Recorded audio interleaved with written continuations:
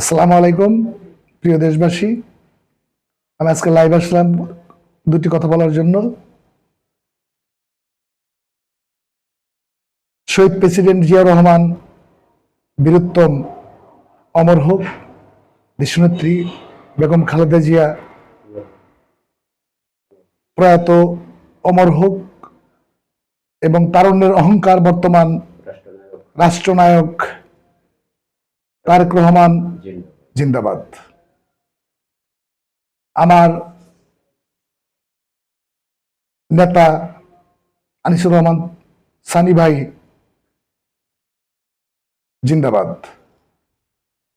উনির আদর্শে আমরা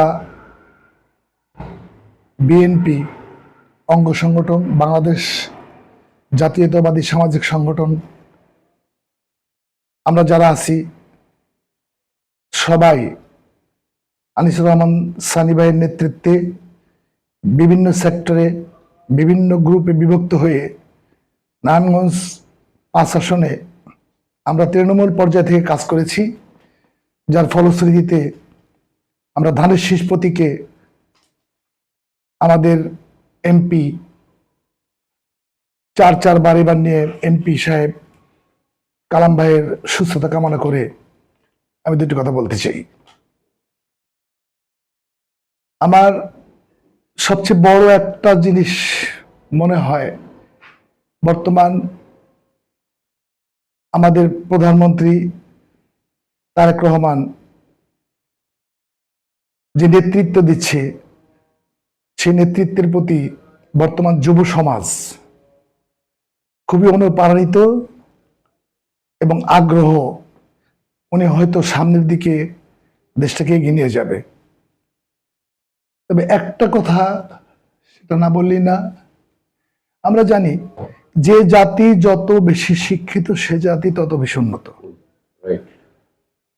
এখন আমি আমার নেতা আনিসুর রহমান সানি ভাইয়ের কাছে একটা অনুরোধ করব, সেটা হচ্ছে উনি যেন আমাদের এই মেসেজগুলা কেন্দ্রীয় পর্যন্ত, লিডার পর্যন্ত পৌঁছায় দেন, যে শিক্ষাটাকে আরো সহজলভ্য করার জন্য ইদানিং ঘোষণাও দিয়েছেন তারেক রহমান প্রধানমন্ত্রী।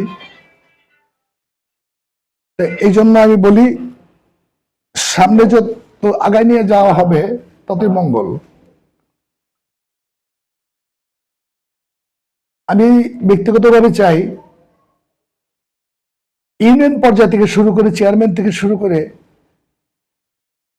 কমিশনার পর্যন্ত যারা নির্বাচনে ম্যান্ডেট যারা দাঁড়ায়, তারা যেন অবশ্য শিক্ষিত হইলে ভালো হয়।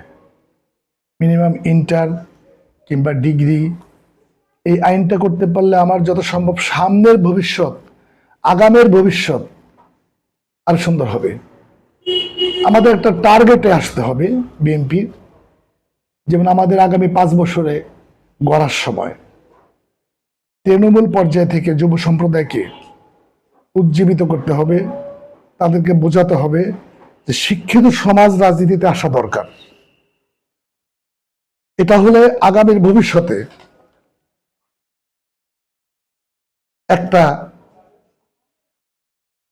ভালো একটা রাজনৈতিক পরিমণ্ডল গড়ে, প্ল্যাটফর্ম করতে পারবো বলে আশা করি। আমি জানি না আমার কথাগুলা কতটুকু কে গ্রহণ করবে, এটা আমার ব্যক্তিগত অভিমত। আমার আর তেমন কিছু বলার নেই। বিদায় লগ্নে আমি শহীদ প্রেসিডেন্ট জিয়া রহমান, আমার দেশনেত্রী প্রয়াত বেগম খালেদা জিয়াকে অমর হোক এবং কালাম ভাই আমাদের বর্তমান এমপি, উনি সুস্থতা কামনা করার জন্য সবার প্রতি দোয়া রইল। এবং পরিশেষে আমাদের বর্তমান প্রধানমন্ত্রী তারেক রহমানের সুস্বাস্থ্য কামনা করে আমি বক্তব্য শেষ করছি। আসসালামু আলাইকুম।